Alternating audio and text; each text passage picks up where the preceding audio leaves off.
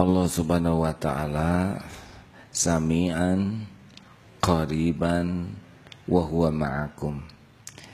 Pernah ada dalam satu hadis para sahabat bertakbir keras sekali. Lalu Rasulullah mengingatkan, kalian tidak meminta kepada yang goiban, yang tidak ada, yang tuli dan yang jauh, tetapi kalian meminta kepada sami'an qariban wa huwa ma'akum, kepada yang maha mendengar, maha dekat, dan dia bersamamu. Seperti sekarang Allah maha mendengar apa yang terucap, Allah maha dekat menyaksikan apapun, dan dia bersama kita.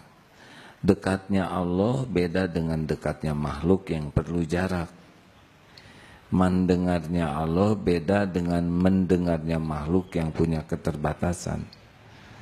Dan dia bersama kita, ilmunya menyertai kita, pengetahuan Allah menyertai kita, kekuasaan Allah menyertai kita. Jadi jangan membayangkan ada fisik Allah yang dekat dengan kita secara fisik, karena laisa kamitslihi syai'un. Allah tidak menyerupai dan tidak diserupai apapun. Jangan juga mengatakan Allah ada di mana-mana, kurang tepat. Kalau ditanya Allah ada di mana, maka Allah bersemayam di atas arsy, sudah begitu saja. Arsy-nya bagaimana? Pasti kita tidak bisa menjangkau. Karena kalau Allah berada di suatu tempat, maka tempat itu lebih besar daripada Allah. Tapi kita sudah cukup apa yang dikatakan dalam Al-Quran. Dalam surat Al-Hadid, summastawa 'alal arsy. Kemudian dia bersemayam di atas arsy.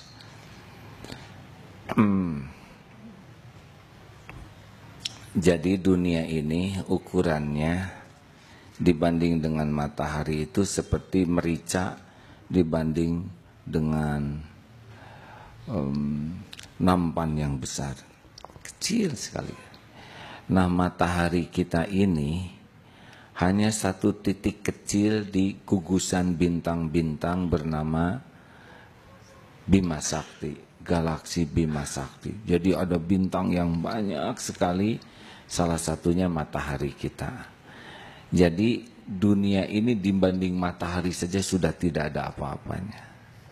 Matahari di gugusan bintang Bima Sakti itu tidak ada apa-apanya, karena ada salah satu matahari yang ukurannya 115 triliun bumi ini.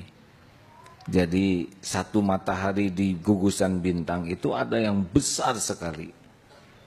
Nah, saudaraku sekalian, itu miliaran bintang, hanya satu gugus Bima Sakti.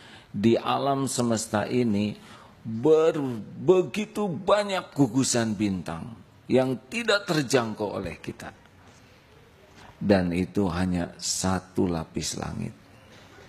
Padahal ada 7 lapis langit.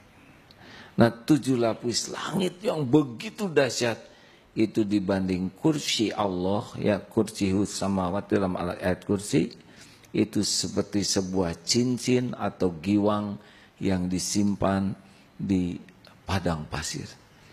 Saking kecilnya alam dalam pandangan.